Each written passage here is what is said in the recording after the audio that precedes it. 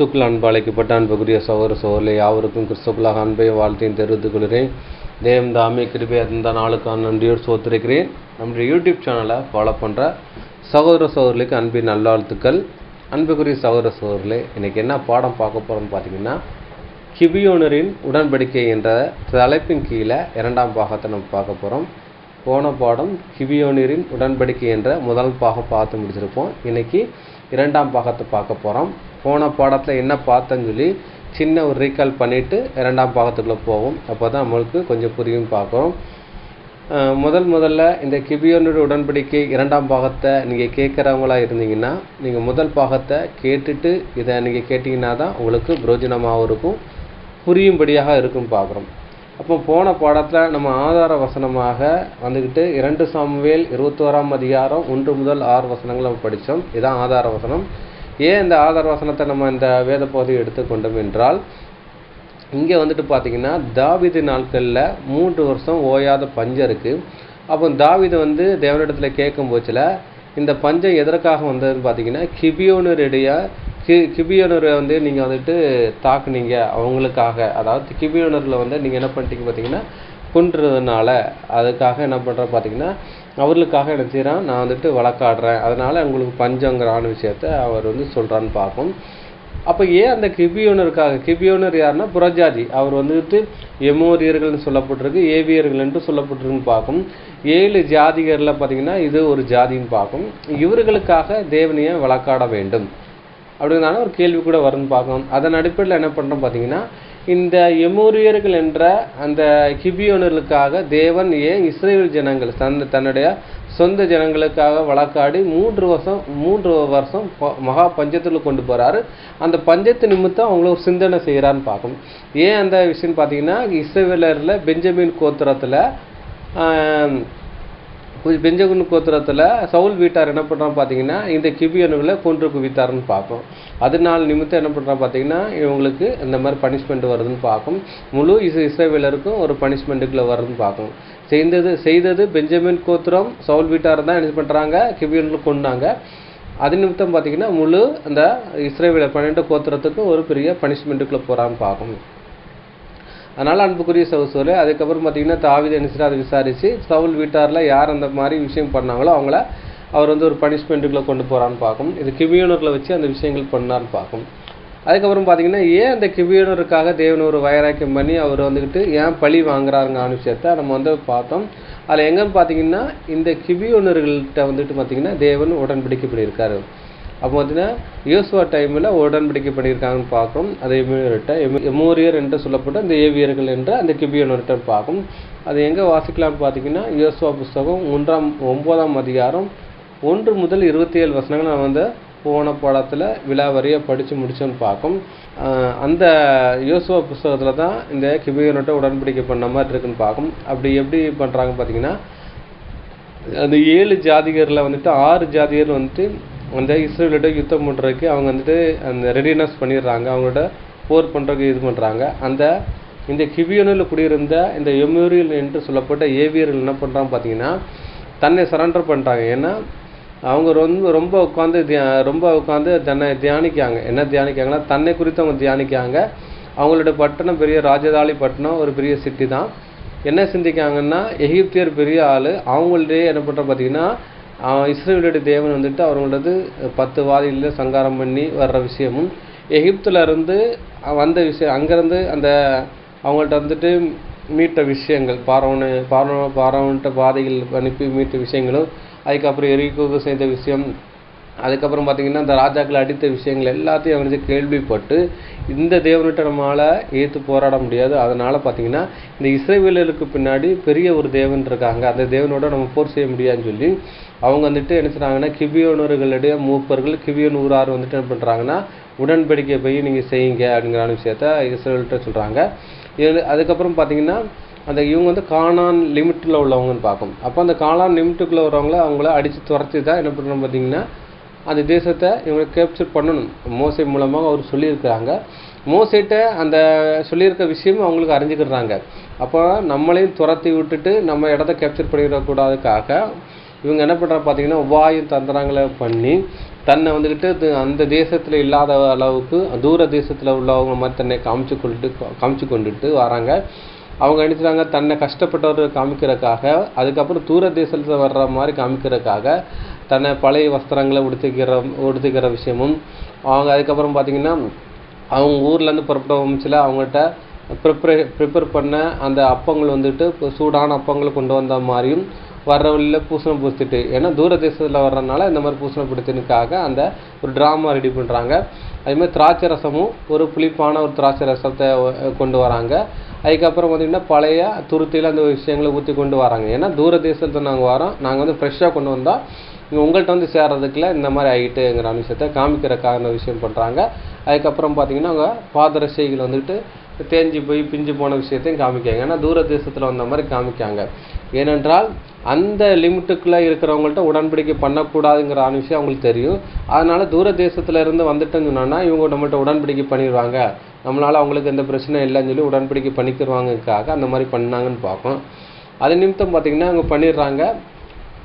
பின்னாடி பார்த்தீங்கன்னா இவங்க கேப்சர் பண்ணி 3ஆவது நாள் அங்கே அந்த அவங்க ஏரியாவில் போய் பார்க்கும்போது பார்த்தீங்கன்னா இவங்க வந்துட்டு யாருன்னா வந்துட்டு எமோரியர்கள் அங்கிற விஷயத்தை அவங்க தெரிஞ்சிருது. அதுக்கப்புறம் கூப்பிட்டு வான் பண்ணுறாங்க. வான் பண்ண முச்சில் அவங்க வந்துட்டு அவங்க இஸ்ரவேல் தேவன் பெரிய தேவனுங்கிற விஷயம் தெரிஞ்சு தான் நாங்கள் வந்துட்டு உங்களை இந்த மாதிரி பண்ணிட்டோங்கிற விஷயம் சொல்கிறாங்க. அப்போ பார்த்திங்கன்னா அப்போ என்ன பண்ணுறாங்க பார்த்தீங்கன்னா அவங்களுக்கு ஒரு பனிஷ்மெண்ட் கொடுக்காம பார்க்கும். அவங்க யோசுவாட்ட என்ன பண்ணுறாங்க பார்த்தீங்கன்னா வந்துட்டு இவங்க என்ன பண்ணுறாங்க உடன்படிக்கை பண்ணிடுறாங்க. ஏன்னா அவங்கள்ட்ட வந்து உடன்படிக்கை பண்ணிடுறாங்க. அதனால் பார்த்தீங்கன்னா நீங்கள் வந்துட்டு இவங்கள வந்துட்டு போர் செய்ய முடியாது, ஏன்னா தேவன் மேலே ஆணையிட்டு கொடுத்தாச்சு. அதனால் வந்துட்டு வாக்கம் மீற முடியாததுக்காக இவங்களுக்கு என்ன பனிஷ்மெண்ட் கொடுக்காங்கன்னா தேவனுடைய ஆலயம் சொல்கிற அந்த ஆசாரி கூடாரத்தில் வந்துக்கிட்டு தண்ணீர் எடுக்கிற விஷயமும் விறகுங்களை ஆயத்தப்படுத்துகிற விஷயத்தையும் கொடுத்துட்டான்னு பார்க்கும். பலி மிருகங்கள் அந்த பலி செலுத்துறதுக்காக விறகுகள் தேவைப்படும். அந்த விறகுகள் கெர்சோனும் பிராரைக்கு கொடுக்கப்பட்ட ஊழியம். அவங்க வந்துட்டு விறகு வெட்டி வண்டி மாட்டில் கொண்டு வந்து அவங்க நினைச்சது பிரகாரத்தில் உள்ள விஷயம் கொண்டு போய் கொடுக்கணும். அதுக்கப்புறம் வந்து அந்த கடல் தொட்டின்னு சொல்கிற அந்த வெங்கல தொட்டில் தண்ணி நிரப்பணும். அந்த தண்ணி வச்சு தான் பலி மிருகங்களை கழுவி பலியிடுவாங்க பார்க்கணும். இந்த ஒர்க் டியூட்டி பண்ணுறது வந்துட்டு மெராரி கெர்சனுக்குள்ள டியூட்டியை ஊழியத்தை இவங்களுக்கு கொடுக்குறான்னு பார்க்கணும். அது நிமித்தம் பார்த்தீங்கன்னா தேவனுடைய வேலையை இவங்க செய்ததுனால அவங்களுக்கு என்ன பண்ணுறா பார்த்தீங்கன்னா அவங்க வந்து என்ன செய்கிறாங்க, தேவன் அவங்கள கரிசனை உள்ளவராக இருக்கான்னு பார்க்கும். அதான் மார்க் 9ஆம் அதிகாரம் 40-41 படிக்கும் பட்சத்தில் ஒரு கலசம் தண்ணீர் கொடுத்தாலும் பிரதிபலன் காண்பாங்கிற விஷயம் சொல்லப்படுதுன்னு பார்க்கும். அதன் அடைப்பில் பார்த்தீங்கன்னா இவங்க தேவனுடைய ஆலயத்தில் அந்த தண்ணீர் எடுக்கிறாங்க. அது எதுவரை செய்கிறாங்க பார்த்தீங்கன்னா அந்த உடன்படிக்கை அந்த தாவீதின் காலம் வரைக்கும் என்ன செய்கிறாங்க அந்த விஷயங்கள் அவங்க பண்ணுறாங்கன்னு பார்க்கும். அதுதான் அந்த விஷயம். அதுக்கப்புறம் வந்து பின்னாடி வரைக்கும் அந்த விஷயங்கள் பண்ணியிருக்காங்க, தேவனுடைய ஆலயத்தில் அந்த மாதிரி பண்ணியிருக்காங்கன்னு பார்க்கும். அதனால் பார்த்திங்கன்னா அவங்களுக்கு வந்துட்டு தேவன் வந்து அவங்களுக்காக வழக்காடுறாங்கன்னு பார்க்கும். அதான் ஒரு விஷயம் பார்க்கணும். அப்போ 7 ஜாதிகள்கிட்ட உடன்படிக்கை பண்ண வேண்டாம்னு சொல்லி உபாகம் 7ஆம் அதிகாரம் 1, 2, 3 வசனங்கள் நம்ம போன படத்தில் படித்தோம். அந்த 7 ஜாதியில் ஒரு ஜாதி தான் யாருன்னு பார்த்தீங்கன்னா இந்த கிபியோனியரில் குடியிருந்த எமோரியல் என்று சொல்லப்பட்டவர்கள்ட்ட தான் பார்க்கும். இவங்க வந்துட்டு தேவன்கிட்ட சரண்டர் அடித்தாங்கன்னு பார்க்கும். அப்போ வந்துட்டு பழைய ஏற்பாட்டில் நடந்த சம்பவங்கள்லாம் நமக்கு புதிய ஏற்பாட்டில் நமக்கு என்னவா இருக்குன்னு சொல்லப்பட்டிருக்குன்னா ஒரு போதனையும் ஒரு எச்சரிப்பாக இருக்குங்கிற விஷயத்தை நம்ம வந்து அறிந்த உண்மைன்னு பார்க்கும். அப்போது இந்த கிபியோனர்கிட்ட உடன்படிக்கையில் அது என்ன நம்மளுக்கு போதனை வச்சுருக்காருன்னு பார்த்தீங்கன்னா அந்த கிபியோனை யாரை அடையாளப்படுத்துன்னு பார்த்தீங்கன்னா அது நம்மளை தான் அடையாளப்படுத்துது. புதிய ஏற்பாடு பரிசுத்தவான் பிள்ளைகளை அடையாளப்படுத்துன்னு பார்க்கும். இன்னொன்று பார்த்தீங்கன்னா இந்த கிபியோனர் யாருன்னு பார்த்தீங்கன்னா எமோரியருங்கிறதான ஒரு புறஜாதி அது அடையாளப்படுத்துன்னு பார்க்கும். அதே மாதிரி நம்மளும் நினைச்சிடாது ஒரு புறஜாதியை நம்ம அடையாளப்படுத்துகிற விஷயமா இருக்குன்னு பார்க்கும். இன்னொன்று பார்த்தீங்கன்னா அந்த கிபியோனுங்கிறது பேருடைய அர்த்தம் பார்த்தீங்கன்னா வில்லேஜஸ் அப்படின்பா கிராமவாசிகள்ங்கிறதான ஒரு அர்த்தப்படுத்துன்னு பார்க்கும் அந்த பேருடைய அர்த்தம். அப்போ வந்துட்டு இந்த வில்லேஜஸ்னா கிராமவாசி அடையாளப்படுத்து, சிறு மந்தையை அடையாளப்படுத்துன்னு பார்க்கும். அதான் லூக்கா 12ஆம் அதிகாரம் 32ஆம் வசனம் சிறு மந்தை அடையாளப்படுத்துன்னு பார்க்கும். அப்போ சிறு மந்தையை பயப்படாது ராஜ்யத்தை கொடுக்க தேவன் பிரியமாக இருக்காருங்கிற விஷயம் சொல்லப்படுதுன்னு பார்க்கும். அதே மாதிரி கிபியோனில் குடியிருந்த அந்த எமோரியர்கள் பார்த்தீங்கன்னா சிறு ஒரு கூட்டமாக இருந்தாங்க. அவங்க வந்துட்டு ஒரு டெவலப்மெண்ட் ராஜாவாலி பட்டணமாக இருந்தாங்க. ஆனால் சிறு மந்தை ஒரு கூட்டமாக இருந்தாங்க. இவங்களுக்கு யாரும் உதவி செய்கிற ஒரு இல்லைன்னு பார்க்கும். இன்னொன்று பார்த்தீங்கன்னா இவங்க இஸ்ரேல் தேவனை வந்து நல்லா அறிஞ்சுக்கிட்டதுனால அங்கே சரண்டர் அடைஞ்சாங்கன்னு பார்க்கும். அதுபோல் பார்த்திங்கன்னா நம்மளும் பார்த்திங்கன்னா சிறு மந்தை தான். நம்ம என்னவா வந்துட்டோம்னு பார்த்திங்கன்னா தேவனை அறிஞ்சு நம்ம என்ன பண்ணுறோம் பார்த்திங்கன்னா அவர்கிட்ட சரண்டராக வந்தோன்னு பார்க்கும். எப்படி அந்த கிபியோனர்களாகிய எமோரியர் வந்துக்கிட்டு தேவனுடைய மகத்துவத்தை தெரிஞ்சு யோசுவாட்ட வந்து சரண்டர் அடங்கியாராங்க பார்க்கணும். அதே மாதிரி நம்மளும் தேவனுடைய மகத்துவத்தை தெரியறதுக்காக எங்கே வந்த பேசிக் சப்ஜெக்ட்டுக்கு கேட்க வந்தோம், தேவனுடைய சத்தியத்தை நம்ம கேட்க வந்தோம். கேட்டு நினைச்சிடான் நம்மளா சரண்டர் அடைஞ்சேன்னு பார்க்கும்.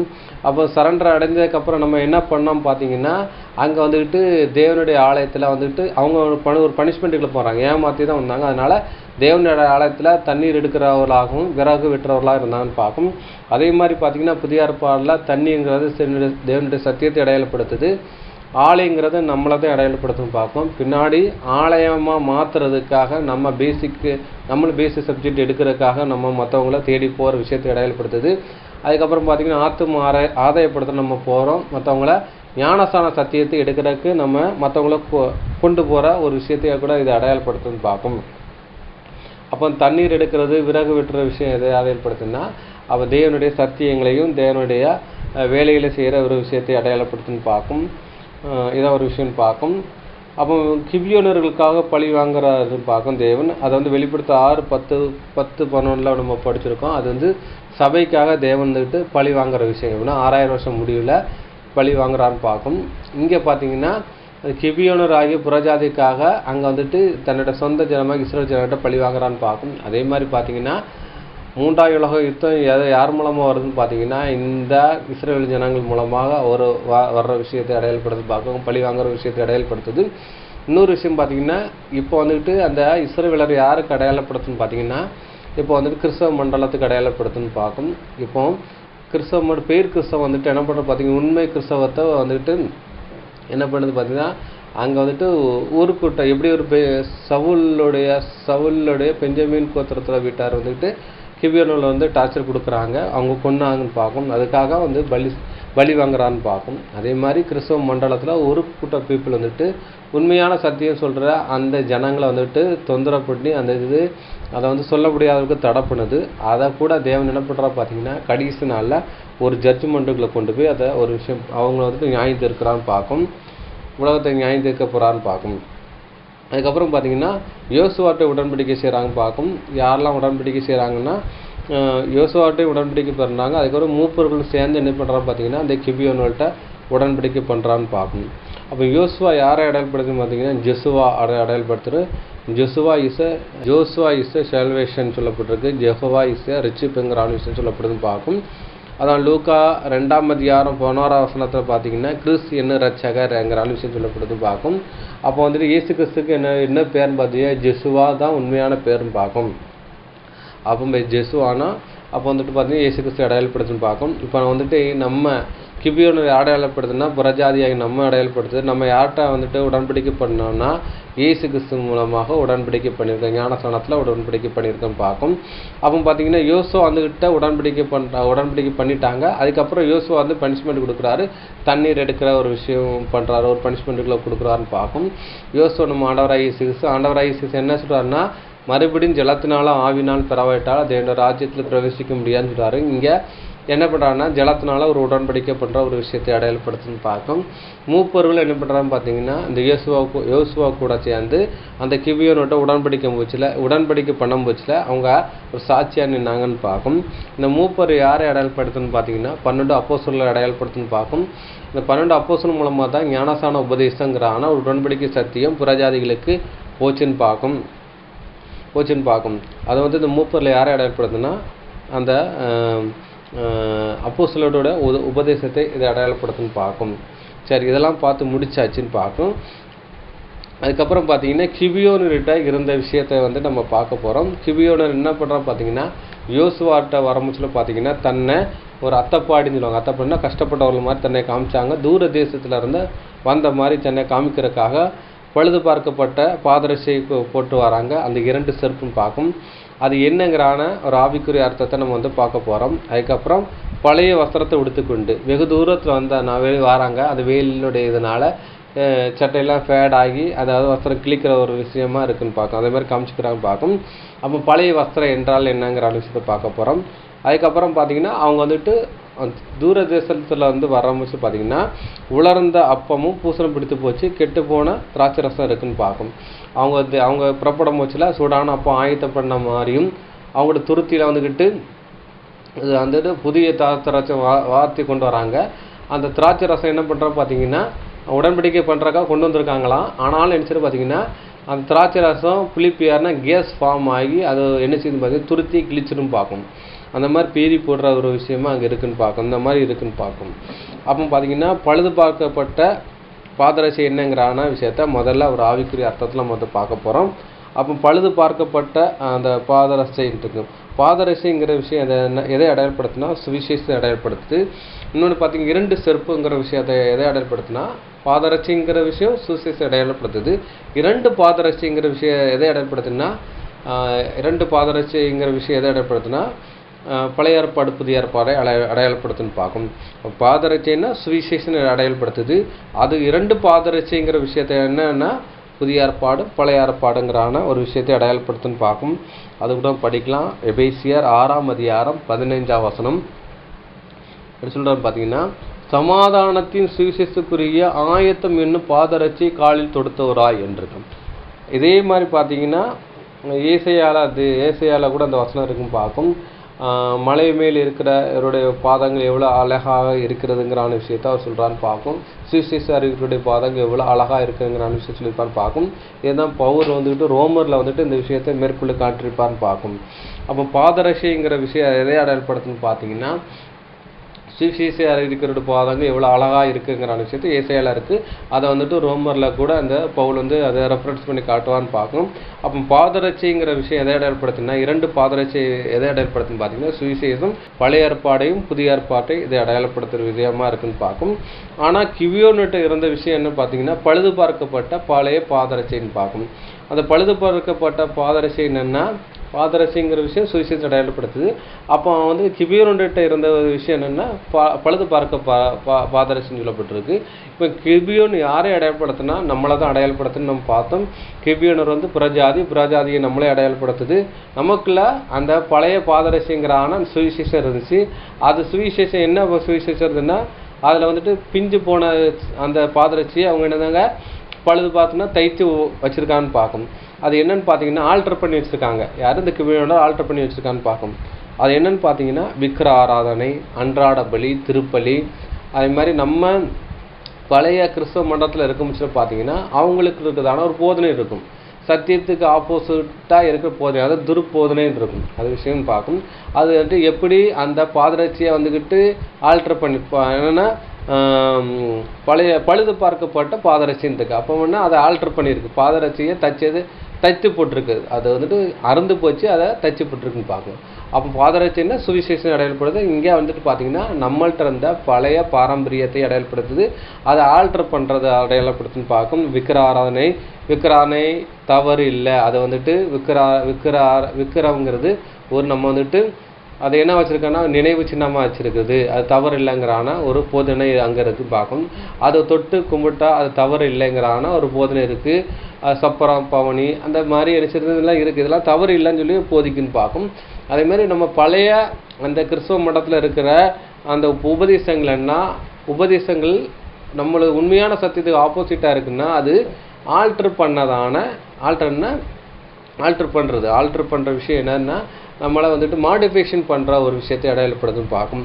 அந்த மாதிரி இருக்கிற வந்துட்டுனா அது பழைய பாதரட்சை அறுந்து போன பாதரட்சை அடையாளப்படுத்துன்னு பார்க்கும். இப்போ நமக்கு நினைச்சிட்டாரு சுவிசேஷம் என்ற ஒரு பாதரட்சை கொடுத்துருக்கார். அதுதான் உண்மையான ஒரு பாதரட்சை. 2 செருப்பு, 1 புதிய ஏற்பாடு, ஒரு பழைய ஏற்பாடை அடையாளப்படுத்துன்னு பார்க்கும்.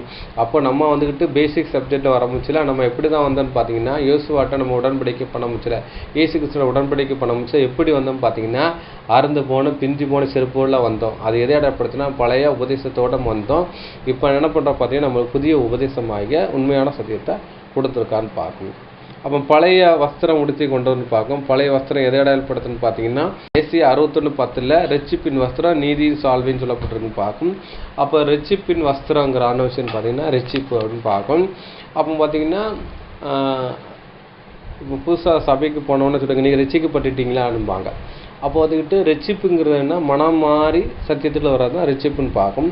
அப்போ உண்மையான நீங்கள் அங்கே என்னன்னு பார்த்தீங்கன்னா, அந்த கிபியோன் விட்டுட்டா பழைய வஸ்திரங்கள் இருக்குது, அப்படின்னா அழுக்கான ஒரு வஸ்திரம் இருக்குன்னு பார்க்கும்.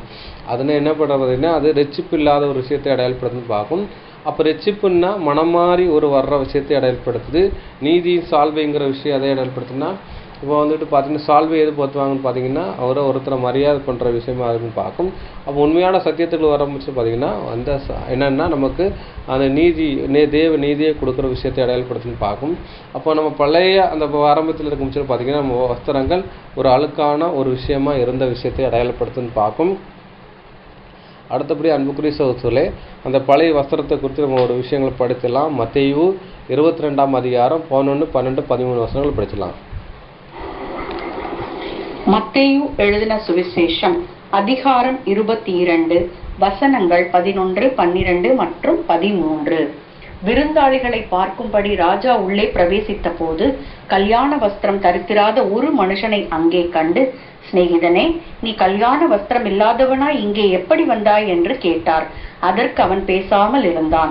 அப்பொழுது ராஜா பணிவிடைக்காரரை நோக்கி, இவனை கையும் காலும் கட்டி கொண்டு போய் அழுகையும் பற்களிப்பும் உண்டாயிருக்கிற புறம்பான இருளிலே போடுங்கள் என்றான்.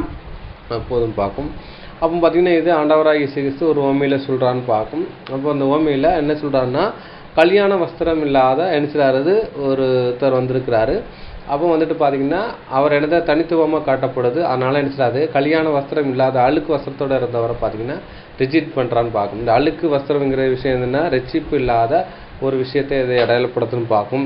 அதனால் பார்த்தீங்கன்னா அவர் என்ன பண்ணுறாருன்னா, அந்த அதாவது இந்த கல்யாணங்கிறது விஷயம்னா மணவாளன் ஆண்டவராகிய இயேசு மணவரையில் போகிற அந்த விஷயத்தை அடையாளப்படுத்தும் பார்க்கும். அப்போ போகிற ஒரு சூழ்நிலை போக முடியாத ஒரு விஷயத்தை அடையாளப்படுத்தும் பார்க்கும். அப்போ அழுக்கு வஸ்திரங்கிற விஷயம் என்ன, அப்போ அதாவது தேவனை விட்டு பிரிக்கிற ஒரு விஷயத்தை அடையாளப்படுத்தும் பார்க்கும். இந்த கல்யாண வஸ்திரத்தை குறித்து நான் இந்த ஓமையில் படிக்கவும் இப்போ வந்து தியானிக்க முச்சில் ஒரு விஷயத்தை நான் வந்து புரிஞ்சுக்கிறேன். எப்படின்னு பார்த்தீங்கன்னா, ஒரு சம்பவத்தை நான் வந்துட்டு கண்கூடாக பார்த்தேன். எப்படி என்றால், ஒரு கல்யாணம் ஒரு ஃபங்க்ஷன் வீடு, அந்த ஃபங்க்ஷன் வீட்டில் போய் நாங்கள் சாப்பிட்றோம். அப்போ சாப்பிட்டுட்டு இருக்கும் முச்சில் பார்த்தீங்கன்னா, அப்போ அங்கே அந்த கஷ்டப்பட்டவங்க அந்த மண்டபத்தை சுற்றி இருக்கிறாருன்னா ஒரு கஷ்டப்பட்டவங்க என்ன பண்ணுறாங்க பார்த்தீங்கன்னா, அந்த கல்யாண வீட்டில் அந்த ஃபங்க்ஷன் வீட்டில் வந்து சாப்பிட வராங்க. அப்போ சாப்பிடணுன்னா அவங்க வந்து கிறிஸ்தவர்கள், அதனால் அதை பெருசாக ஒன்றும் இல்லை நினைக்கல. அந்த ஒரு டேபிளில் பார்த்தீங்கன்னா 3 பேர் என்ன பண்ணுறாங்க பார்த்தீங்கன்னா, உட்காந்து சாப்பிட்டுட்டு இருக்காங்க. அதில் வந்துட்டு கூட 2 சேர்கள் இருக்குது, யாருனாலும் போய் உட்காந்து சாப்பிட்லாம். ஆனால் கல்யாண வீட்டுக்கு வந்தவங்க எல்லாருமே அந்த சேரில் உட்காந்து சாப்பிட முடிக்காங்க. வந்து சாப்பிடாமல் நினச்சிடாங்கன்னா அதை போயிடுறாங்க. ஏன்னா அவங்க கூட உட்காந்து சாப்பிட்றத வந்துக்கிட்டு அவாய்ட் பண்ணுறாங்கன்னு பார்க்கும். அவங்களுக்கு ஏற்றப்பல தான் நான் உட்காந்து சாப்பிட்டுட்டு இருக்கேன். அப்போ பார்த்தா இதுலேருந்து நம்ம என்ன புரிஞ்சுக்கிறோன்னு பார்த்தீங்கன்னா, இதே மாதிரி தான் நம்மளும் என்னன்னா, அந்த கல்யாணம் இயேசு கிறிஸ்து மணவாட்டி கல்யாணம் அந்த இதுக்குள்ள போய் நம்மளும் போய் அங்கே பங்கு பெறோம்னா, நம்ம அழுக்கு வஸ்திரத்தோடு இருந்தால் தனித்துவமாக காணப்படுறோம். இப்போ வந்துட்டு அவங்களும் அந்த பிச்சைக்காரங்க அப்படின்னு சொல்கிறோம்ல, அவங்க வந்துட்டு இந்த அழுக்கு வஸ்திரம் இல்லாமல் அவங்க வந்துட்டு ஒரு நீட்டான ஒரு வஸ்திரத்தை போட்டு குளித்து வந்து உட்காந்துருந்தா, நமக்கு அவங்க வந்துட்டு பிச்சைக்காரங்களாக இருந்தாலும் வந்து அந்த ஃபங்க்ஷன் வீட்டுக்கு அவங்க சொந்தக்காரங்களோ இல்லாட்டினா ஸ்நேகிதனோ இல்லாட்டினா உறவுக்காரங்களோ இல்லாமல் இருந்தால் கூட நம்மளால் கண்டுபிடிக்க முடியாது. ஏன்னா அவங்க வந்துட்டு குளித்து நல்லா ட்ரெஸ் பண்ணியிருந்தால் நம்ம நினச்சிடுவாங்க, இந்த ஃபங்க்ஷனுக்கு அந்த வீட்டாருக்கு உறவினராக இருக்கலாம், இல்லை ஸ்நேகிதனாக இருக்கலாம், இல்லை அயல் வீட்டுக்காரராக இருக்கலாம், நம்ம புரிஞ்சுக்குவோம். ஆனால் இவங்க அழுக்கு வஸ்திரங்களை உடுத்து கொண்டு இவங்க வந்துட்டு உட்காந்துறதுனால எல்லாருமே ஈஸியாக ஐடென்டிஃபை பண்ணிடலாம், இவங்க ஒரு பிச்சைக்காரவங்க, இவங்களுக்கும் கல்யாண வீட்டுக்கும் சம்மந்தம் இல்லைன்னு சொல்லி புரிஞ்சுக்குருவோம். அதே மாதிரி பார்த்திங்கன்னா இன்றைக்கி நம்ம என்னென்னா, அந்த அழுக்கு வஸ்திரம் அப்படிங்கிற விஷயம் எதை அடையாளப்படுத்துனா, அது ஒரு பாவ பழக்கத்தையும் ஒரு கீழான ஒரு நிலவரத்தை அடையாளப்படுத்தணும் பார்க்கும், ஒன்றும் இல்லாத நிலவரத்தை அடையாளப்படுத்தணும் பார்க்கும். அப்போ அந்த மாதிரி ஒரு கண்டிஷனில் தான் அழுக்கு வஸ்திரத்தை உடுத்தி தான் எங்கே வந்துட்டு பார்த்தீங்கன்னா நம்ம பேசிக் சப்ஜெக்டில் நம்ம சத்தியங்களை கேட்க வந்திருக்கோம். நம்மள்கிட்ட ரிச்சிப்பு வஸ்திரத்தில் ஒரு பாவமான ஒரு காரியங்களும் ஒரு மாதிரி விஷயமும் இருக்குன்னு பார்க்கும். எப்படி அந்த அழுக்கு வஸ்திரத்தில் உடுத்தி வர்றவங்கள்ட்ட பேட் ஸ்மெல் இருக்கும், குளிக்காமல் இப்படி இருப்பாங்க, அப்படி தானே. அதே மாதிரி பார்த்தீங்கன்னா நம்மளும் அந்த உண்மையான சத்தியத்துக்கு வர்றதுக்கு முன்னாடி நம்ம ஞானசான உடன்படிக்கை எடுக்காமல் அந்த அழுக்கான வஸ்திரம் நம்ம பாவ பழக்கத்திலோடு இருந்திருப்போம். இருந்திருப்போம். ஆனால் தேவனிடத்தில் யோசுவாங்கிறதான இயேசு கிறிஸ்து வரமிச்சில் பார்த்தீங்கன்னா அதில் எடுத்து போட்டு தேவன் நினச்சில் பார்த்தீங்கன்னா நம்மளுக்கு ஒரு ரட்சிப்பின் வஸ்திரம் நீதியின் சால்வையை நினச்சதா நமக்கு வந்துட்டு கொடுக்குறான்னு பார்க்கணும். அப்போ அந்த பழைய வஸ்திரம் உடுத்தி கொடுக்குறதுன்னா பழைய ஒரு பாவ பழக்கத்தையும் ஒரு விஷயத்தையும் இது நினைக்கிறது அடையாளப்படுத்துகிற விதமாக இருக்குன்னு பார்க்கும். ஒரு நாச்சம் எடுக்கிற ஒரு விஷயத்தை அடையாளப்படுத்த பழைய பாவத்தை கூட ஒரு அடையாளப்படுத்துகிற விதமாக இருக்குன்னு பார்க்கும். அதனால் பழைய வஸ்திரம் உடுத்தி கொண்டு நம்ம வந்துட்டு இந்த ஜீவியத்தை நம்ம வந்து கடந்து போவோம் என்றால் நம்ம நினச்சது மணவாட்டியாக மாற முடியாது. இன்னொன்று பார்த்திங்கன்னா மணவாளனுடைய கல்யாண அறையில் ஒன்று மணவாட்டி மாறணும், இல்லாட்டினா அந்த மணவரையில் அந்த கல்யாண வீட்டில் ஃபங்க்ஷனில் நம்ம திரள் கூட்டமாக இருந்து பங்கு பெறணும். அதாவது கல்யாணங்கிற விஷயம் இருக்கும். அதில் வந்துட்டு மணவாளன் கூட மணவரையில் உட்கார்றக்கு ஒரு சாக்கியம் இருக்குது. அதே மாதிரி அந்த கல்யாண வீட்டில் பங்கு பெற ஒரு திரள் கூட்டம் இருக்குது. அதாவது திரளான மக்கள் வராங்க. அந்த மக்களாக போகிற கூட ஒரு வாய்ப்பு இருக்குதுன்னு பார்க்கணும். இந்த 2 வாய்ப்பு இல்லைன்னு வைங்கன்னா நம்ம வந்துக்கிட்டு ஒரு கீழான ஒரு நிலவரத்தை பார்ப்போம். இப்போ எங்கே ஒரு அழுக்கு வஸ்திரத்தோடு வந்தால் நம்ம என்ன நிலவரத்துக்குள்ளே போகணும்னு பார்த்தீங்கன்னா புறமான இருளுக்குள்ளே போகணும் அப்படின்னா 2ஆம் மரணத்துக்குள்ளே போகிற ஒரு விஷயத்தை அதை அடையாளப்படுத்தணும்னு பார்க்கணும். அடுத்தபடி அன்புக்குரிய சகோதரர்களே, 3வது என்ன பார்க்க போகிறோம்னு பார்த்தீங்கன்னா உலர்ந்த அப்பமும் பூசணம் பிடித்து கெட்டு போன திராட்சை ரசத்தையும் நம்ம பார்க்க போகிறோம். அப்பம் என்றால் என்ன பார்த்தீங்கன்னா சத்தியத்தை அடையாளப்படுத்துன்னு பார்க்கும். அதான் மத்தேயு 4:4 சொல்ல முடிச்சல பார்த்தீங்கன்னா மனிதன் அப்பத்தினாலும் மாத்திரமல்ல தேவனுடைய வாயிலிருந்து புறப்படுற வார்த்தையினால பிழைப்பான்ட்டுன்னு சொல்லப்படுதுன்னு பார்க்கும்.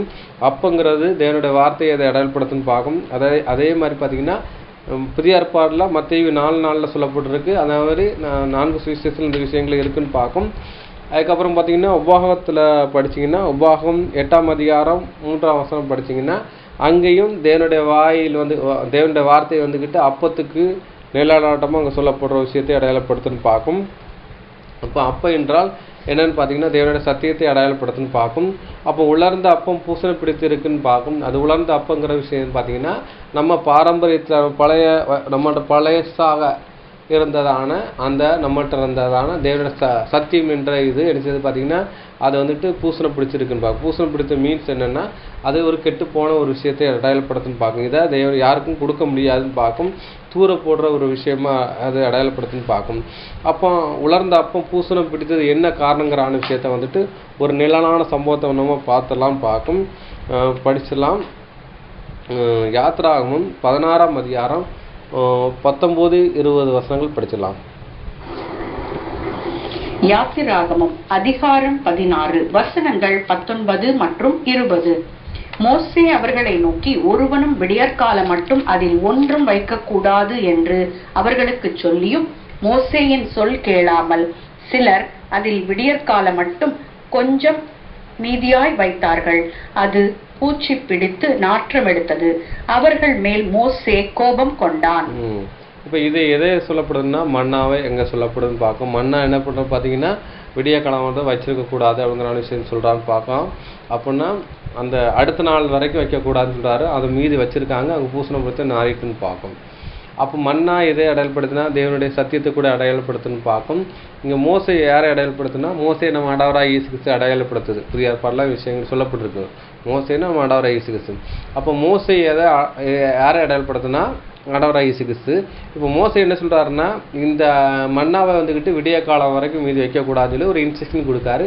கேட்காம அவர் என்ன செய்ய மோசையுடைய பேச்சை கேட்கல.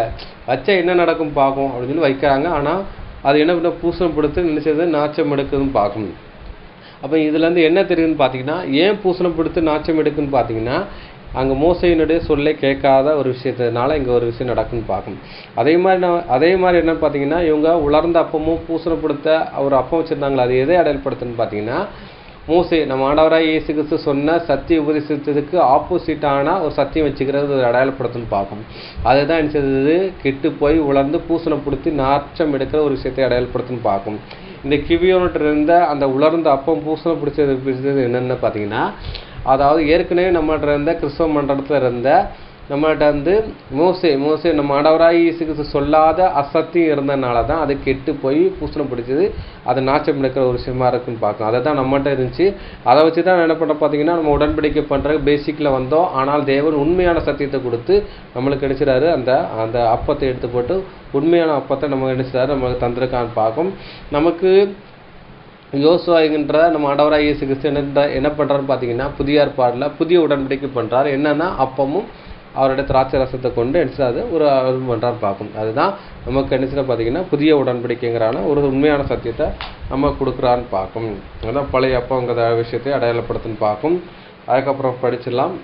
மத்தேயு 15ஆம் அதிகாரம் 6, 7, 8ன்னு பார்க்கும்.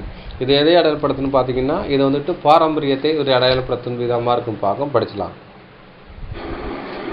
மத்தேயு எழுதின சுவிசேஷம் அதிகாரம் 15 வசனங்கள் 6, 7 மற்றும் 8. உங்கள் பாரம்பரியத்தினாலே தேவனுடைய கற்பனையை அவமாக்கி வருகிறீர்கள். மாயக்காரரே, உங்களை குறித்து இந்த ஜனங்கள் தங்கள் வாயினால் என்னிடத்தில் சேர்ந்து தங்கள் உதடுகளினால் என்னை கனம் பண்ணுகிறார்கள். அவர்கள் இருதயமோ எனக்கு தூரமாய் விலகி இருக்கிறது. அதுல உங்கள் பாரம்பரியத்தினாலே தேவனுடைய கற்பனை அவமாக்குறீர்கள். அது மாதிரி பாரம்பரியதான கிறிஸ்தவ மண்டலம் இருக்குன்னு பார்க்கும். அது என்ன பண்ணுதுன்னு பார்த்தீங்கன்னா அவங்களுக்கு ஒரு கற்பனை, அது சட்டத்திட்டங்களை வச்சு போதிக்கான்னு பார்க்கும். அது தேவனுக்கு செய்கிற ஒரு வீணான ஒரு ஆராதனை பார்க்கும். விக்கிரத்துக்கு அவங்க பணிவிடை செஞ்சு அந்த விஷயங்கள் பண்ணுறாங்க. அது வீணான ஒரு ஆராதனை. அது பாரம்பரியன்னு பார்க்கும். பாரம்பரியம்னா தொட்டு அங்கே செஞ்சு வர்றாங்கன்னு பார்க்கும். இவங்க வந்துட்டு சத்தியத்தை வந்துக்கிட்டு பேஸ் பண்ணி அவங்க எடுக்கலை. சத்தியத்தோட இதை இசைவாக பார்க்கலான்னு பார்க்கலாம். இதுதான் பாரம்பரியமான ஒரு விஷயம். இந்த பாரம்பரியம் தான் நம்மள்ட்ட இருந்துச்சு. ஆனால் அதையெல்லாம் நினச்சது அதோட நம்ம வந்தோம், சத்திய உபதேசங்களை கேட்டோம். அந்த பாரம்பரியத்தை தூக்கி போட்டு உண்மையான சத்தியத்தை தேவன் நம்மளுக்கு காமிச்சான்னு பார்க்கும். இப்படி பாரம்பரியத்தை வச்சுருந்தா நமக்கு என்ன பேருன்னு பார்த்தீங்கன்னா மாயக்காரரே அப்படிங்கிறான்னு விஷயம் சொல்கிறாரு. இந்த ஜனங்கள் தங்கள் வாயினாலே சேர்த்து கொண்டு தங்கள் உதடுகளால் என்னை கனம் பண்ணுகிறார்கள். இவர்கள் இருதயமும் தூரமாக இருக்கிறது. மனுஷனுடைய கற்பனைகளை உபதேசங்களால் போதித்து வீணா எனக்கு ஆராதனை செய்கிறார் என்று ஏசியா தீர்க்கதரிசி நன்றாய் சொல்லியிருக்கிறார்களே என்றிருக்காங்க. அப்போ பார்த்தீங்கன்னா அப்போ வந்துட்டு ரோமன் கத்தோலிக்கல் நினைச்சுறாங்க, அங்கே ஒரு கற்பனை வச்சுருக்காங்க, அங்கே ஒரு உபதேசம் வைக்கிறாங்க. ஆனால் செஞ்சு வீணான ஒரு ஆராதனை பண்ணுறான்னு பார்க்கும். அதே மாதிரி தேவனுடைய சத்தியத்துக்கு ஆப்போசிட்டாக போதிக்கிற சபைகள் எல்லாமே வீணான ஒரு ஆராதனை பண்ணுறான்னு பார்க்க. ஞாயிற்றுக்கிழமை என்ன சொல்கிறாங்க, நாங்களும் ஆராதனைக்கு போகிறோம்னு சொல்கிறாங்க. ஆனால் சத்தியத்துக்கு ஆப்போசிட்டாக நீங்கள் ஆராதனை பண்ணீங்கன்னா அது வீணான ஆராதனைன்னு சொல்லப்படுறது பார்க்கும். அப்போ உண்மையான ஆராதனை என்றால் என்ன பார்த்தீங்கன்னா சத்தியத்துக்கு செய்யப்படுறது தான் உண்மையான ஆராதனைங்கிறான விஷயம் சொல்லப்படுது பார்க்கும். அப்போ பார்த்தீங்கன்னா வீணான ஆராதனைங்கிறது என்னென்னா பாரம்பரியம்னு பார்க்கும். இந்த பாரம்பரியத்துக்குள்ள இருக்கிறது என்னன்னா அது பூசணை போட்ட உலர்ந்த நாச்சம் எடுக்கிற ஒரு விஷயம் பார்க்கும். அது என்னவென்றால் மோசே என்ற நம்ம ஆண்டவராகிய இயேசுவுடைய அந்த சத்தியத்துக்கு ஆப்போசிட்டாக ஒரு ஜீவனம் பண்ணுற ஒரு விஷயத்தை அடையாளப்படுத்துன்னு பார்க்கும். முதலாவது கற்பனை, என்னையின்றி வேறு தேவர்களை உண்டாக்க வேண்டாம். அது பொன்னினாலும் வெளியினாலும் விலையேற பெற்ற வஸ்திரத்திலாம் செய்யப்பட்ட எந்த விஷயம்னாலும் இருந்தாலும் சரி, வானத்தினாலும் சரி பூமியினாலும் சரி யாதொரு சுரூபத்தையாலும் விக்கிரயத்தினாலும் உண்டு பண்ணி நமஸ்கரிக்க கூடாதுங்கிறான முதலாவது கற்பனையை விட்டுவிட்டது தாய் திருச்சபை ஆகிய அந்த ரோமன் கத்தோலிக்க சபைன்னு பார்க்கும். அதுக்கு புரொட்டஸ்டன்ட் அமைப்பில் அது இல்லாட்டினாலும் கூட அவங்க நினைச்சுறாங்க ஒரு பாரம்பரியத்தில் இருக்கான்னு பார்க்கும். பாரம்பரியங்கிறான ஒரு விஷயத்தை பின்பற்றுறாங்க. சத்தியத்துக்கு ஆப்போசிட்டாக பின்பற்றுறவர்கள் எல்லாருமே வீணான ஒரு ஆராதனை அங்கே செய்கிறாங்கன்னு விஷயம் பார்க்கும். அது ஒரு உலர்ந்து போன பூசணம் பிடித்தப்பட்ட ஒரு அப்பத்துக்கு நிழலாட்டமாக இருக்கிற விஷயத்தை அடையாளப்படுத்துன்னு பார்க்கும். அதுக்கு புளித்த திராட்சை ரசம் பார்க்கும். அந்த திராட்சை ரசம் நல்ல திராட்சை ரசம் தான். அது நினச்சது அது நாள்பட்டனால புளிப்பு ஏறி கேஸ் ஃபார்ம் ஆகி அது நினச்சது அந்த துருத்தியை பீறி போடுதுன்னு பார்க்கும். துருத்தி அது இதயத்தை அடையாளப்படுத்துன்னு பார்க்கும். அப்போ புளித்த திராட்சை ரசம் என்ன அடையாளப்படுத்து பார்த்தீங்கன்னா துருக்குணம் பொல்லாப்பை ஒரு விஷயத்தை அடையாளப்படுத்துது. அது ஒரு பாரம்பரியத்தை கூட ஒரு அடையாளப்படுத்துன்னு பார்க்கும். படிச்சிடலாம். கலாத்தியர் 5ஆம் அதிகாரம் 7, 8, 9, 10 வசனங்கள் படிச்சிடலாம். கலாத்தியருக்கு எழுதின நிருபம் அதிகாரம் 5 வசனங்கள் 7 முதல் 10 வரை. நீங்கள் நன்றாய் ஓடினீர்களே, சத்தியத்திற்கு கீழ்ப்படியாமல் போக உங்களுக்கு தடை செய்தவன் யார்? இந்த போதனை உங்களை அழைத்தவரால் உண்டானதல்ல. புளிப்புள்ள கொஞ்சம் மாவானது பிசைந்த மாவு அனைத்தையும் உப்ப பண்ணும். நீங்கள் வேறு விதமாய் சிந்திக்க மாட்டீர்கள் என்று நான் கர்த்தருக்குள் உங்களை குறித்து நம்பிக்கையாய் இருக்கிறேன். உங்களை கலக்குகிறவன் எப்படிப்பட்டவனாய் இருந்தாலும் தனக்கேற்ற ஆக்கினையை அடைவான். இப்போ வந்துட்டு அப்போஸ்தலனாகிய பவுல் கலாத்தியர் சபையாருக்கு சொல்றாரு. என்ன சொல்றாருன்னு பார்த்தீங்கன்னா, நீங்க நன்றாய் ஓடினீர்களே, சத்தியத்தை கீழ்ப்படியாமல் போகத்தக்க உங்களை தடை செய்தவன் யாருன்னு சொல்றாரு. சொல்லிட்டு தவறான உபதேசத்தை எதற்கு நிலாட்டமா சொல்றாருன்னு பார்த்தீங்கன்னா, ஒரு புளிப்பான ஒரு உபதேசத்துக்கு ஒப்பனாக சொல்றாருன்னு பார்க்கும். இந்த போதனை உங்களால் அழைத்தரவல்ல அப்படின்னு பார்த்தீங்கன்னா, ஒரு தவறான ஒரு உபதேசம் உங்களுக்குள்ள போயிட்டு இருக்குன்னு பார்க்கும். அதை தான் சொல்ற, தவறான உபதேசத்தை எதற்கு ஒப்பிட்டுறான்னு பார்த்தீங்கன்னா, ஒரு புளிப்புக்கு ஒப்பிடுறான்னு பார்க்கும். புளிப்புள்ள கொஞ்சம் மாவானது பிசைந்த மாவை உப்பு பண்ணும். அப்போ ஈஸ்ட் சேர்த்துட்டானா என்ன செய்யும்? அது என்ன ஒரு உப்பு பண்ணும். அதே மாதிரி பார்த்தீங்கன்னா, மாவு அரைச்சி வச்சுருப்போம், நல்லா தான் இருக்கும். அடுத்த நாள் பார்த்தீங்கன்னா அந்த புளிப்பு ஏறு புஃப்னு ஆயிரும் பார்க்கும். அதே மாதிரி பார்த்தீங்கன்னா, இது புளிப்புங்கிறது விஷயம் என்னென்னா, தானால அது புளிப்பு ஏன் வருதுன்னா பாக்டீரியா ஃபார்ம் ஆகி வர்ற விஷயத்தை அடையாளப்படுத்துன்னு பார்க்கும். அதே மாதிரி இங்கே துருபதேசங்கிற விஷயம் எதுன்னா, இது பாக்டீரியாங்கிறது சாத்தானுடைய உபதேசம். சாத்தானுடைய உபதேசம் மூலமாக வர்றது தான் துரு உபதேசம் பார்க்கும். அது மாதிரி வர்ற விஷயத்தை சொல்லப்படுதுன்னு பார்க்கும். நீங்கள் வேறு விதமாய் சிந்திக்க மாட்டீர்கள் என்று நான் கர்த்தருக்குள் உங்களை குறித்து நம்பிக்கை இருக்கிறேன். உங்களை கலைக்கிறவன் எப்படிப்பட்டவனாக இருந்தாலும் சரி தனக்கு ஆக்கினியை அடைவான்றது. அப்போ தவறான உபதேசத்தை யார் மூலமாக வருதோ அவன் நினைச்சது ஒரு ஆக்கினியான ஒரு தீர்ப்புக்குள்ளே போவானுங்கிற விஷயத்தை எங்கள் வேதம் சொல்லுதுன்னு பார்க்கும். அப்போ புளிப்புங்கிற விஷயம் எதை இடப்படுதுன்னா ஒரு தரப்போரான உபதேசத்தை அடையாளப்படுத்துன்னு பார்க்கும்.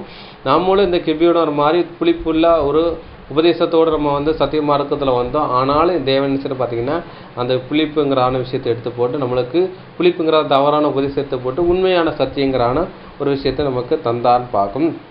அதுக்கப்புறம் பார்த்தீங்கன்னா புளிப்புங்கிற விஷயம் என்னென்னா துருக்குறம் ஒரு பொல்லாப்பை கூட அதை அடையாளப்படுத்துன்னு பார்க்கும். அதை கூட நம்ம படிச்சிடலாம்.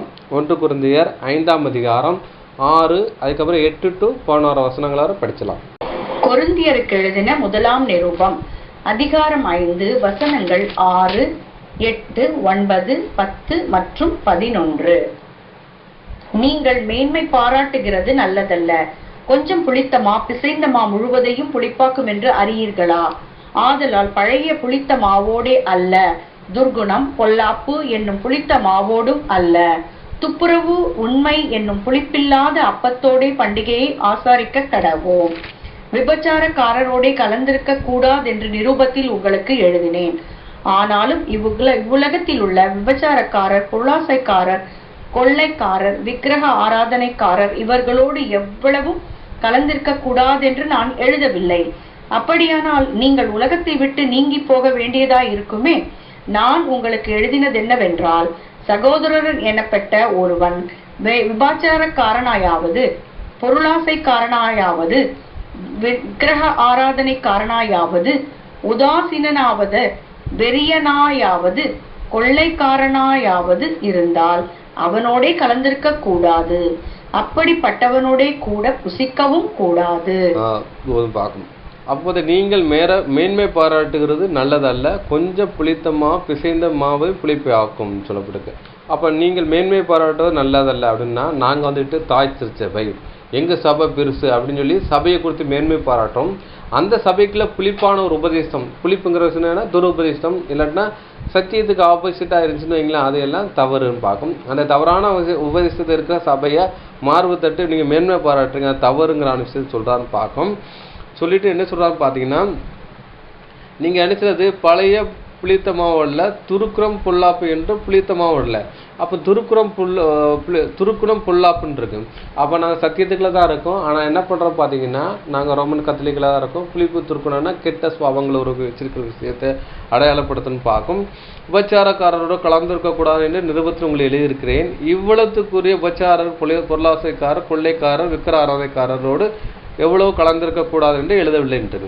அப்போ பார்த்தீங்கன்னா இவங்க கூட சேரக்கூடாதுன்னு இருக்கு. எப்படின்னு பார்த்தா விபச்சாரக்காரர், அப்போ விபச்சாரத்திலேருந்து விபச்சாரம் பண்ணக்கூடாது. பொருளாசைக்காரர், அப்போ பணம் சொல்லி பணத்துக்கு பின்னாடி போகிறதும் தவறுன்னு பார்க்கும். விக்கிர ஆராதனை எங்கே இருக்குது? ரோமன் கத்தோலிக்கில் இருக்குது. அப்போ விக்கிர ஆராதனையும் சரி, பணத்தை சபைக்குள்ள பணம் அதாவது இப்போ என்ன ஆகிட்டும் பார்த்தீங்கன்னா, ஒரு ட்ரெண்டு சத்தியத்து மீன்னா சில சபையில் என்ன சொல்கிறாங்கன்னா, ஆசீர்வாதம் என்றாலே இவ்வளத்துக்குரிய ஆசீர்வாதம். கர்த்தரை ஆசிரியக்காரனா பூமிக்குரிய எல்லா செழிப்போடும் வாழ்கிறதான் ஒரு ஆசீர்வாதம். அதுக்காக ஓடணும்.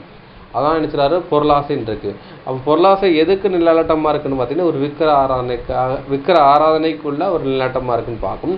ஒருத்தர் வந்து சபைக்குள்ள இருக்கிறாரு, நான் ரோமன் கத்தோலிக்கில் அந்த ரோமன் கத்தோலிக்கையை விட்டு நான் வந்துட்டேன், ஏன்னா அங்கே விக்கிர ஆராதனை இருக்குது, அதனால் வெளியே வந்துட்டேன் அப்படின்னு சொல்லிட்டு அந்த சபையில் ஒரு போதனை என்ன சொல்கிறாங்க, அந்த போதனை என்ன சொல்லுதுன்னா, நீங்கள் வந்துட்டு இந்த உலகத்தில் நீங்கள் வீடு கட்டணும், உங்களுக்கு கார் வாங்கணும், அப்படி இருக்கணும் இப்படி இருக்குன்னு சொல்கிறாங்கன்னு வைங்களேன்.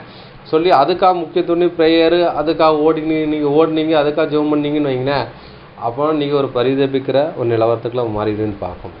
எப்படி என்றால் வேதவசனம் என்ன சொல்லுதுன்னு பார்த்தீங்கன்னா, இம்மைக்காக தேவன் மேலே பச்சுதலாக இருக்கிறவங்க உங்களை காட்டில் பரிதவிக்கிறக்கூடியவர் யாரும் இல்லை என்று சொல்லப்பட்டிருன்னு பார்க்கும். அப்போ இம்மைக்காக தேவன் மேலே பச்சுதலாகவும் நம்பிக்கை இருந்தாலும் நம்ம வந்து பரிதபிக்கிற நிலவரத்துக்குள்ள ஆயிரும்னு பார்க்கணும். பரிதபிக்கிறோன்னா கைவிடப்பட்ட ஒரு நிலவரத்துக்குள்ள போயிரும் பார்க்கணும். நீங்கள் சத்தியத்தில் வந்துட்டு வீடு வேணும், கார் வேணும், பங்களா வேணும், தோட்டம் வேணும், துறை வேணும் கேட்டால் கொடுப்பாரு. ஆனால் கர்த்தருடைய வருகையில் நீங்கள் கைவிடப்பட்டுருங்கன்னு பார்க்கணும். அப்போ கிறிஸ்துக்குள்ளே வந்தால் தரித்திரமான நிலவரமா அப்படின்னு கேட்டிங்கன்னா கிடையாது. எப்படின்னு பார்த்தீங்கன்னா, முதலாவது தேவனுடைய ராஜ்யத்தை நீதியை தேடுங்கள், இவையெல்லாம் கூட கொடுக்கப்படும். எவையெல்லாம்?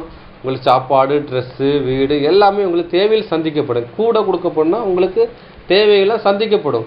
அப்போ நீங்கள் முதலாவது என்ன நம்ம வந்துட்டு தேடணும்னா தேவனுடைய ராஜ்யத்தை நீதியும் தேடணும். அப்போ தேடும் பட்சம் பார்த்தீங்கன்னா நமக்கு எல்லாமே தானாக வந்துடும் பார்க்கணும். அதுதான் ஒரு விஷயம் சொல்லப்படுதுன்னு பார்க்கும்.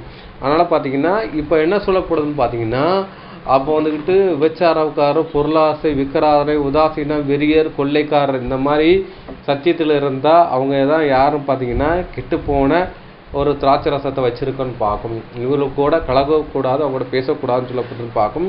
இந்த மாதிரி நம்மள்ட்ட என்னது விக்கிராரம் இருந்திருக்கலாம், நம்ம வந்துட்டு ஒரு ரோமன் கத்தோலிக்கில் இருந்து வந்திருக்கலாம், இல்லாட்டினா பார்த்தா பேர் கிறிஸ்தவத்தில் நினைச்சிட்டு பொருளாசை பின்னாடி ஓடிக்கிட்டே இருந்திருக்கலாம். அந்த மாதிரி ஒரு கூட்டத்தில் வந்திருக்கலாம். நம்ம வந்துட்டு விபச்சாரக்காரர் அப்படின்னு சொல்லி பார்த்தீங்கன்னா என்ன சொல்லப்படுறோம்னா உலக சிநேகம், தேவனுக்கு ஒரு பகை என்று சொல்லப்பட்டிருக்கு. லிட்டரலாக விபச்சாரமும் இருக்குது. இன்னொன்று பார்த்தீங்கன்னா உலகத்துக்கு பின்னாடி ஓடுறோம்ல, அதுவும் ஒரு விபச்சாரத்துக்கு ஆவிக்கு நிலாட்டமாக இருக்குன்னு பார்க்கணும். இந்த மாதிரி ஒரு சூழ்நிலை இருந்து நம்ம இருந்திருப்போம். ஆனால் யோசுவாங்கிற ஒருத்தட்ட வந்தோம், இயேசு கிறிஸ்து வந்து நம்ம உடன்படிக்கை பண்ணால தேவன் நினைச்சு பார்த்தீங்கன்னா அந்த புளிப்பான திராட்சை ரசத்தை அவன் எடுத்து போடுறான்னு பார்க்கும். அப்போ புளிப்புங்கிறது துருக்குறம் பொல்லாப்புங்கிறான ஒரு விஷயத்தோடு தான் தேவனிடத்தை வந்தோம், தேவன் அதை எடுத்து போடுறான்னு பார்க்கும். அப்போ வந்து திராட்சை ரசம் துருத்தி எதை அடையாளப்படுத்துன்னா அது உள்ளத்தை இருதயத்தை அடையாளப்படுத்துன்னு பார்க்கும். அப்போ அந்த திராட்சை ரசங்கிறது கெட்டுப்போன அந்த உபதேசத்தை அடையாளப்படுத்துது. அது நம்ம கிட்ட என்ன செய்யுது பார்த்தீங்கன்னா இருதயத்துக்குள்ளே இருந்துச்சுன்னு பார்க்கும். அதை என்ன செய்யறது பார்த்தீங்கன்னா அது எடுத்து போகிற விஷயத்தை அடையாளப்படுத்துன்னு பார்க்கும். இந்த நல்ல திராட்சை ரசம் தான் புளிப்பு ஏற ஏற கேஸ் ஃபார்ம் ஆகி இருதயம் அந்த துருத்தி வெடிக்குன்னு பார்க்கும். அதே மாதிரி பார்த்தீங்கன்னா இங்கே இருதயங்கிறான துருத்தி அடையாளப்படுத்துன்னு பார்க்கும். இச்சை கற்பத்தரித்து பாவம் சம்பவிக்குன்னு சொல்லப்படுதுன்னு பார்க்கும். அதே மாதிரி இந்த துருக்குறம் பொல்லாப்புங்கிறான ஒரு இச்சை நமக்குள்ளே இருக்க முடிச்சுன்னு இச்சை கற்பத்தரித்து நமக்குள்ளே ஒரு பாவத்தை சம்பவிக்குன்னு பார்க்கும். அப்போ வந்து துருத்திங்கிற விஷயம் எதை அடையாளப்படுத்துன்னா அது வந்து இருதயத்தை அடையாளப்படுத்துன்னு பார்க்கும். படிச்சிடலாம். யோபு 32ஆம் அதிகாரம் 19ஆம் வசனம். யோபுவின் புஸ்தகம் அதிகாரம் 32 வசனம் 19. இதோ என் உள்ளம் அடைக்கப்பட்டிருந்து புது துருத்திகளை முதலாய் பீர பண்ணுகிற புது ரசத்தை போல் இருக்கிறது. அப்போ இதோ என்னுடைய உள்ளம் அடைக்கப்பட்டிருந்து புதிய துருத்தியை முதலாய் பீரி கொண்டு புது ரசத்தை போல் இருக்குன்ட்டு. அப்போ வந்து புது துருத்திங்கிறது என்னதான் உள்ளத்தை அடையாளப்படுத்துன்னு பார்க்கும். புதிய ரசம் அதாவது புதிய ரசத்தை போல் இருக்குது அப்படிங்கிற விஷயம் சொல்லப்படுது. புதிய ரசம் சொல்லப்பட்டிருக்கு. அப்போ துருத்திங்கிற விஷயம் அதை அடையாளப்படுத்த இதயத்தை அடையாளப்படுத்துன்னு பார்க்கும். அப்போ நல்ல ரசம் தான் அந்த புளிப்பு ஏறி கேஸ் ஃபார்ம் ஆகி அங்கே என்ன பண்ணுறோம் பார்த்தீங்கன்னா அங்கே வெடிக்கிற விஷயத்தை அடையாளப்படுத்துன்னு பார்க்கும். அப்போ துருக்குறம் பொல்லாங்கிறதான ஒரு விஷயம் நம்ம இருதயத்தில் இருந்துச்சு, அதையெல்லாம் தேவனை இங்கே எடுத்து போடுறான்னு பார்க்கும். யோசுவாட்ட உடன்படிக்கை பண்ணுற பார்க்கும். அது பார்த்தீங்கன்னா யோசுவா 9ஆம் அதிகாரம் 14-15 விஷயம் படிச்சலாம். யோசுவாவின் புஸ்தகம் அதிகாரம் 9 வசனங்கள் 14 மற்றும் 15. அப்பொழுது இஸ்ரவேலர் கர்த்தருடைய வாக்கை கேளாமல் அவர்களுடைய போஜன பதார்த்தத்தில் சிறிது வாங்கி கொண்டார்கள். யோசுவா அவர்களோட சமாதானம் பண்ணி அவர்களை உயிரோடே காப்பாற்றும் உடன்படிக்கையை அவர்களோடே பண்ணினான். அதற்காக சபையின் பிரபுக்கள் அவர்களுக்கு ஆணையிட்டு கொடுத்தார்கள். இப்போ வந்துட்டு இவங்க உடன்படிக்கை பண்ணுறதுக்கு என்ன பண்ணுறான்னு பார்த்தீங்கன்னா அவங்ககிட்ட வாங்கிட்டு வந்த அந்த கெட்டுப்போன அந்த அந்த என்ன பண்ணுறோம் பார்த்தீங்கன்னா அந்த அப்பத்தை எடுத்து வாங்கி என்ன உடன்படிக்கை பண்ணிக்கிட்டான்னு பார்க்கும். அதே மாதிரி இப்போ யோசுவா யாரை அடையாளப்படுத்துன்னு பார்த்தீங்கன்னா நம்ம ஆண்டவராகிய இயேசு கிறிஸ்துவை அடையாளப்படுத்துன்னு பார்க்கும். அவங்க என்ன பண்ணுறோம் பார்த்தீங்கன்னா யோசுவாட்ட என்ன பண்ணுறா பார்த்தீங்கன்னா அப்பத்தினால உடன்படிக்கை பண்ணிக்கிட்டாங்கன்னு பார்க்கும் இவன்றது கேட்காம. அதே மாதிரி பார்த்து யோசுவா யாரை அடையாளப்படுத்துன்னு நம்ம ஆண்டவராகிய இயேசு கிறிஸ்துவை அடையாளப்படுத்துது. நம்ம என்ன பண்ணுறோம் பார்த்தீங்கன்னா எப்படி அந்த யோசுவா கூட கிபியோனர்கள் வந்துக்கிட்டு அந்த அப்பத்தினால உடன்படிக்கை பண்ணாங்களோ அதே மாதிரி இங்கே வந்துட்டு பார்த்தீங்கன்னா இயேசு கிறிஸ்து மூலமாக அப்பத்தினால புதிய உடன்படிக்கை பண்ணுறாங்கன்னு பார்க்கும். அதை கூட நம்ம படிச்சலாம். லூக்கா 22ஆம் அதிகாரம் 19-20. லூக்கா எழுதின சுவிசேஷம் அதிகாரம் 22 வசனங்கள் 19 மற்றும் 20. பின்பு அவர் அப்பத்தை எடுத்து ஸ்தோத்திரம் பண்ணி அதை பிட்டு அவர்களுக்கு கொடுத்து, இது உங்களுக்காக கொடுக்கப்படுகிற என்னுடைய சரீரமா இருக்கிறது, என்னை நினைவு கூறும்படி இதை செய்யுங்கள் என்றார். போஜனம் பண்ணின பின்பு அவர் அந்தபடியே பாத்திரத்தையும் கொடுத்து, இந்த பாத்திரம் உங்களுக்காக சிந்தப்படுகிற என்னுடைய இரத்தத்தினால் ஆகிய புதிய உடன்படிக்கையா இருக்கிறது என்றார். அங்கே கிபியோனர்கள் அந்த அந்த அப்பத்தையும் திராட்சை ரசத்தை கொடுத்து உடன்படிக்கை பண்ணுறான்னு பார்க்கும். அவங்ககிட்ட இருந்த கெட்டு போன அந்த விஷயத்தை வந்து கொடுக்குறான்னு பார்க்கும். அதே மாதிரி இங்கே நம்ம ஆண்டவராகிய இயேசு கிறிஸ்துவிட்ட வரமுச்சில் கெட்டு போன அந்த 2 விஷயம் தான் வச்சுருப்போம், உடன்படிக்கை பண்ண வந்திருப்போம். ஆனால் இயேசு கிறிஸ்து புதிய உடன்படிக்கை பண்ணுறாரு. என்னென்னா அவரோட சரீரமாகிய ரேன்சம் ஈடு பலியை கொடுத்து பண்ணுறான்னு பார்க்கும். அப்போ இயேசு கிறிஸ்துவ சரீரத்தையும் திராட்சை ரசம் இயேசு கிறிஸ்துவ ரத்தத்தையும் நிலாட்டமாக பண்ணதுன்னு பார்க்கும். அங்கே வந்துட்டு கிபியோனர்கள் அந்த அப்பத்தையும் திராட்சை ரசத்தையும் உடன்படிக்கை பண்ணாலும் அவங்க ஜீவன் பாதுகாக்கப்பட்டது. அதுபோல் நம்ம வந்து இயேசு கிறிஸ்துவனுடைய அப்பத்தையும் அங்கே அந்த திராட்சை ரசமாகிய ரத்தத்திலே நாம் உடன்படிக்கை பண்ணனால நம்மளுடைய ஜீவன் பார்க்கும், ஜீவன் பாதுகாக்கப்படுறதுன்னு பார்க்கும். அப்போ நம்ம நித்திய ஜீவனை அங்கே சுதந்திரத்துக்குள்ளத்தை அடையாளப்படுத்துன்னு பார்க்கும். அவங்களும் பார்த்தீங்கன்னா அவங்களுடைய ஜீவன் அங்கே காக்கப்படுதுன்னு பார்க்கும். கிபியோனுடைய அந்த கூட்டங்கள் வந்து பாதுகாக்கப்படுதுன்னு பார்க்கும். கிபியோனை யாரை அடையாளப்படுத்துன்னா சிறு கூட்டத்தை அடையாளப்படுத்துன்னு பார்க்கும். அதே மாதிரி இங்கே நம்ம வந்துட்டு சிறுமந்தையாக அந்த கூட்டத்தை அடையாளப்படுத்துது. அந்த சிறுமந்தை எது மூலமாக வந்து காக்கப்படுதுன்னா இயேசு கிறிஸ்துவனுடைய அந்த ரேன்சம் ஈடுபலி மூலமாக காக்கப்படுற ஒரு விஷயத்தை அடையாளப்படுத்துன்னு பார்க்கும். இது ஒரு புதிய உடன்படிக்கையும் பார்க்கும். அங்கே பார்த்தீங்கன்னா யோசுவாட்டை அங்கே அப்பத்தையும் திராட்சை ரசத்தையும் வந்து உடன்படிக்கை பண்ணுறான்னு பார்க்கும். இங்கே இயேசு கிறிஸ்துவனுடைய ரத்தத்தையும் சரீரத்தை வச்சு இங்கே உடன்படிக்கை பண்ணுறான்னு பார்க்கும். இது ஒரு புதிய உடன்படிக்கைன்னு பார்க்கும். ஒரு விஷயத்தை அடையாளப்படுத்துன்னு பார்க்கும். அங்கே பார்த்தீங்கன்னா யோசுவா வந்துட்டு தேவனிடத்தை கேட்கல, இஸ்ரவேலர்ட்டையும் கேட்காம உடன்படிக்கப்பட்டார் பார்க்கும். அதே மாதிரி இங்கே பார்த்தீங்கன்னா இயேசு கிறிஸ்து வந்துட்டு என்ன பண்ணுறான்னு பார்த்தீங்கன்னா அங்கே யார்கிட்ட கேட்கலாம் பார்த்தீங்கன்னா இஸ்ரவேலுடைய ஜனங்களை அங்கே ஓரங்கட்டுற விஷயமா அடையாளப்படுத்தி பார்க்கும். இன்னொன்று பார்த்தீங்கன்னா பிதாவாகிய தேவன் வந்துட்டு யாரை ஆசிரியக்க சித்தமாக இருந்தார்னா இஸ்ரவேலை ஆசிரியக்க சித்தமாக இருந்தார். ஆனால் இயேசு கிறிஸ்து வந்துட்டு பார்த்தீங்கன்னா நம்ம பிரஜாதியர்களே நம்மளை ஆசிரியக்கு சித்தமாக இருக்கிறான்னு பார்க்கும். எப்படி என்றால் முதலாம் வருகையில் வரம்பட்சில் புறஜாதிகளை வந்துட்டு தள்ளி வைக்கிற ஒரு விஷயத்தில் இருந்துச்சுன்னு பார்க்கும். இயேசு கிறிஸ்துவ ரேன்சம் ஈடு பண்ணதுக்கப்புறம் வந்துட்டு நம்மளை சேர்த்து கொள்கிற ஒரு அனுபவத்துக்குள்ள வர விஷயத்தை அடையாளப்படுத்துன்னு பார்க்கும். இஸ்ரவேலுடைய நியாயப்பிரமாண புஸ்தகத்தில் 7 ஜாதியையும் துரத்தி விடணும், அவங்க வந்து கானான் தேசத்துக்குள்ள தேவனுடைய காணியாட்சிகளையும் புறம்பானவர்கள் என்று அங்கே ஒதுக்கி வைக்கப்பட்டான்னு பார்க்கும். இங்கே கிபியோனர் சொல்லப்பட்ட 7 ஜாதியில் ஒருத்தர் வந்துட்டு பார்த்தீங்கன்னா புறஜாதி தான். இவங்க என்ன பண்ணுறாங்க பார்த்தீங்கன்னா இவங்க வந்துட்டு காணியாட்சிக்குள்ளே அவங்கள சுதந்திரத்து கொண்டாங்க, தேவனுடைய வேலை செய்கிற ஒரு பாத்திரமாக மாறிட்டாங்கன்னு பார்க்கும். அதே மாதிரி பார்த்தீங்கன்னா நம்மளும் புறஜாதியர்கள் தான், ஆனாலும் தேவனுடைய காணியாட்சிக்கும் சுதந்திரத்துக்கு அப்பாற்பட்டவர்கள் தான். ஆனாலும் தேவனை தெரிந்து கொண்டு தேவனுடைய வேலையை தேவனுடைய ஆலயத்தில் தண்ணீர் எடுக்கிறவரும் விறகு பொறுக்கிறவர் இருக்கிறவங்களும் தேவன் மாற்றிட்டார். அப்போ ஜீவபலியாக ஒப்பு கொடுக்க ஒரு விஷயத்தை கொண்டு அங்கே மாத்திர ஒரு அனுபவத்துக்குள்ளே போயிட்டாருன்னு பார்க்கும். அடுத்தபடி அன்புக்குரிய சகோதரர்களே, அப்போ பழைய ஏற்பாட்டில் உடன்படிக்கை பண்ணுற ஒரு விஷயம் இருக்குது, அதை நம்ம வந்து பார்க்க போகிறோம். இஸ்ரேல் ஜனங்களை வந்து ஃபாலோ பண்ணுற ஒரு விஷயம் இருந்துச்சு, அதை கூட நம்ம பார்த்துட்டு முடிக்கலாம் பார்க்கும். அதை கூட நம்ம படிச்சிடலாம். இப்படி கூட அடிச்சிருவாங்க உடன்படிக்கை பண்ணியிருக்காங்கன்னு பார்க்கும். அதை படிச்சிடலாம். ஆதியாகமம் 21ஆம் அதிகாரம் 23-25, அதுக்கப்புறம் 27-31 வசனங்கள் படிச்சலாம். ஆதியாகமம் அதிகாரம் 21 வசனங்கள் 23 முதல் 25 மற்றும் 27 முதல் 31 வரை. ஆகையால் நீ எனக்காவது என் குமாரனுக்காவது என் பேரனுக்காவது வஞ்சனை செய்யாமல் நான் உனக்கு செய்த தயவின்படியே நீ எனக்கும் நீ தங்கி இருக்கிற இந்த தேசத்திற்கும் தயவு செய்வேன் என்று இங்கே தேவன் பேரில் எனக்கு ஆணையிட்டு கொடு என்றான். அதற்கு ஆபிரகாம், நான் ஆணையிட்டு கொடுக்கிறேன் என்றான். ஆனாலும் அபிமெலேக்குடைய வேலைக்காரர் கைவசப்படுத்தி கொண்ட துறவின் நிமித்தம் ஆபிரகாம் அபிமெலேக்கை கடிந்து கொண்டான். அப்போது பார்க்கும் அவன் பார்த்தீங்கன்னா இது என்ன சம்பவம்னு பார்த்தீங்கன்னா அபிரகாம தேவனை ஆசிரியக்காரன்னு பார்க்கும். அபிரகாம் வந்துட்டு அவங்க துறவு தோன்றாங்க, தூத்து போடுறாங்கன்னு பார்க்கும். இந்த மாதிரி விஷயங்கள் இருக்குன்னு பார்க்கும். இதனால பிரச்சனை ரைஸ் ஆகுதுன்னு பார்க்கும். அப்போ பார்த்தீங்கன்னா அப்போ அபிரகாம் வந்துட்டு தேவன் ஆசிரியர்னால பெரிய பெரிய ஆளாகிறான்னு பார்க்கும். அப்படி இருக்கும் பட்சத்தில் பார்த்தீங்கன்னா இங்கே வந்துட்டு அபிரகாமுடைய வேலைக்காரருக்கும் அதுக்கப்புறம் அபிமெலேக்குங்கிறான வேலைக்காரருக்கும் அங்கே வந்துட்டு பிரச்சனை ரைஸ் ஆகும் போது பார்க்கும். அதுக்கப்புறம் பார்த்தீங்கன்னா இவர் தேவன் ஆசீர்வதிக்கிறதுனால இவர்கிட்ட வந்து இவங்க போராடுறதுனால இவங்களுக்கு என்ன ஆகுது பார்த்தீங்கன்னா இவங்களுக்கு ஆசீர்வாத குறைவு வருது. அதுக்கப்புறம் பார்த்தீங்கன்னா இவங்க தேவன் இவரை அபிரகாம் ஆசீர்வதிக்கிறாங்கிறான விஷயத்தை தெரிஞ்சு கொண்டு அபிரகாம் கூட என்ன பண்ணா பார்த்தீங்கன்னா அங்கே உள்ள அபிமெலேக்கு வந்துட்டு உடன்படிக்கை பண்ணுறான்னு பார்க்க. அந்த ராஜா உடன்படிக்கை பண்ணுறாரு. அங்கே வந்துட்டு பார்த்தீங்கன்னா ஆட்டுக்குட்டியை வச்சு உடன்படிக்கை பண்ணுறாரு. இவங்க 2 பேருக்கும் வந்துட்டு பிரச்சனை ரைஸ் ஆகுது. அதை வந்துட்டு சால்வ் பண்ணுறதுக்காக இங்கே உடன்படிக்கை பண்ணுறான்னு பார்க்கும். அதுதான் அதோடைய இன்சிடென்ட் நடக்குன்னு பார்க்கும். அதை கூட நம்ம வந்துட்டு தொடர்ந்து படிக்கலாம். அப்பொழுது ஆபிரகாம் ஆடு மாடுகளை கொண்டு வந்து அபிமெலேக்குக்கு கொடுத்தான். அவர்கள் இருவரும் உடன்படிக்கை பண்ணி கொண்டார்கள். ஆபிரகாம் 7 பெண்ணாட்டு குட்டிகளை தனியே நிறுத்தினான். அப்பொழுது அபிமெலேக்கு ஆபிரகாமை நோக்கி, நீ தனியே நிறுத்தின இந்த 7 பெண்ணாட்டு குட்டிகள் என்னத்திற்கு என்று கேட்டான். அதற்கு அவன், நான் இந்த துறவு தோண்டினதை குறித்து நீர் சாட்சியாக இந்த 7 பெண்ணாட்டு குட்டிகளை என் கையில் வாங்கி கொள்ள வேண்டும் என்றான். அவர்கள் இருவரும் அவ்விடத்தில் ஆணையிட்டு கொண்டபடியால் அந்த இடம் பெயர்செபா எனப்பட்டது. அப்போ பார்த்தீங்கன்னா துறவு நிமித்தம் அங்கே வந்துட்டு பிரச்சனை ரைஸ் ஆகுது. அதனால் அனுப்பிச்சா பார்த்தீங்கன்னா அவங்கள்ட்ட உடன்படிக்கை பண்ணுறதுக்காக 7 பெண்ணாட்டை கொடுத்து அனுப்பிச்சா உடன்படிக்கை பண்ணுறாங்க. அதுக்கப்புறம் போஜனம் பண்ணியதுக்கப்புறம் அதுக்கப்புறம் 2 பேர் போயிடுறாங்கன்னு பார்க்கும்.